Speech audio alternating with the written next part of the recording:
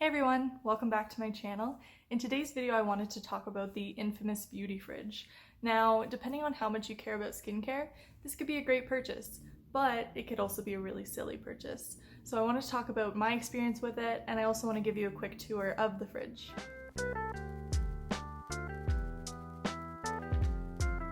For me, I just have exclusively skincare products in my fridge, but you can also keep makeup and perfume in the fridge to help extend the shelf life of it. Before I start out on a tour of my products in my fridge, I wanted to let you know that the main reason why I got this fridge, other than the fact that it's kind of cute, is that I wanted to extend the shelf life of all of my products. So I do buy a lot of products and I like to test them all out, but they usually expire before I get through them. And so keeping them in a cool, dark place will help extend their shelf life. So I don't know how many people know this, but on the back of most products there is an expiry date. It's just not how you'd expect it, like it is with food. It's actually a symbol that's a little jar and it says either 12 or 24 months. So you might think your skincare lasts forever, but it absolutely does not. Here's an example right here. This facial spray only lasts 2 years. I know that sounds like a lot, but it is a big bottle and I don't use it every single day, and so it could have easily been 2 years that I've had this, and so it's good to keep track of those things. Anyways, let's jump into the tour with the first thing being face masks. So I love to keep face masks in my fridge because it's just a nice cold feeling when you put them on, and it really wakes you up, but also makes you feel very calm. In that same vein, I also have a facial spray which I love to use. It feels good, nice and cold. I also have a jade roller. I feel like everyone and their mama has a jade roller, but I don't know, I like it. I know that it's not a miracle product, and I don't think many people know, but this isn't jade. Like, jade is so expensive. This is not jade, but it's still pretty. Mine unfortunately squeaks a lot, so it's not the most calming thing, but I like it. There's gotta be something to it. Oh well, I enjoy it. Then I have this Ren Evercalm Anti-Redness Serum. My big problem is my skin gets so red, and so anything anti-redness is a yes for me. I have a La Mer, sorry, I don't have my glasses on. I have a La Mer treatment lotion. So I got this in a Sephora pack. La Mer is stupidly expensive, and so I don't know when I'll use this, but I do not want it to expire before I use it, so it's in here.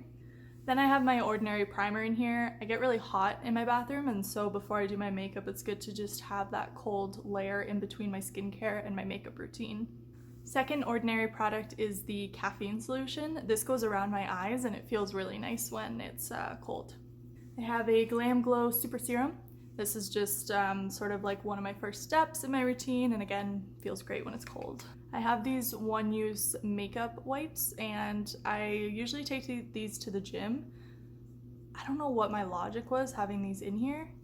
I think my mind was like, oh yeah, this will feel nice when it's cold after the gym, but I don't know what I thought would keep it cold. I don't know. Okay, I lied. I think this is makeup. It's the Estee Edit Radiance Activator. I think it's like a mix of like glitter and moisturizer. It's nice, I just don't use it a lot, and so I'm keeping it in there to preserve it. Then I have my holy grail product. This is the Maritime Naturals Retinol Professional Moisturizer with hyaluronic acid and vitamin C. It is my favorite product of all time. I love it so much. I do go through it quickly, so it's not really a preservation thing, it's just more keeping it nice and cold. Then I have this Skin Effects Barrier Foaming Oil Cleanser. It was a sample. I don't really have oily skin, so I'm trying to keep it until summer. I have the Ordinary foundation. I haven't given it a good go yet. I don't think I will for a while, and so I'm just keeping it preserved. Then I have this Urban Decay Vitamin Infused Prep Spray, which I feel like might be all BS, but I'm gonna keep it in the fridge and wait until I'm ready to try it. I have this Belif cream in there. I think it's called Belif. I'm very excited to try it. I've heard really good things about this company, and it's an aqua bomb. I have dry skin, so I'm very excited. Again, I'm not rushing to use it. I don't like to open multiple products at once, so I'm just keeping it in there. Same goes for this Sephora mask gel. I think it's just a moisturizer that you put on at night, and I'm excited to try it. I just can't get to it right away. Then I have my watermelon mask by Glow Recipe. I love this mask so much. It smells exactly like watermelon. There's a video on YouTube on how they make it, and it's literally watermelon.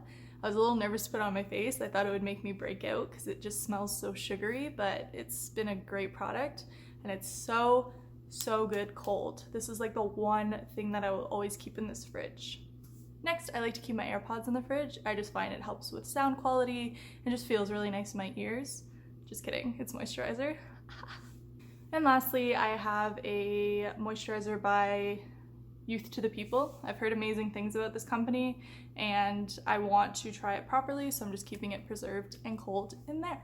I got this fridge for about $60 or so Canadian on Amazon, and I'll link it down below. It's called the Coolatron, and that name started to get to me after a while, so I threw a Glossier sticker on it.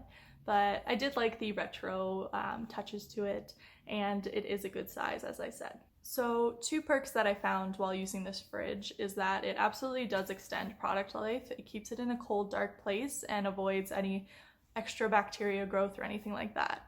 And the second pro is that it's just a nice experience. It's cute, it's fun, and the products feel really nice on the skin when it's cold, especially in the summer. Now for the cons. There's unfortunately more cons than pros, with the first one being that this fridge in particular is very noisy.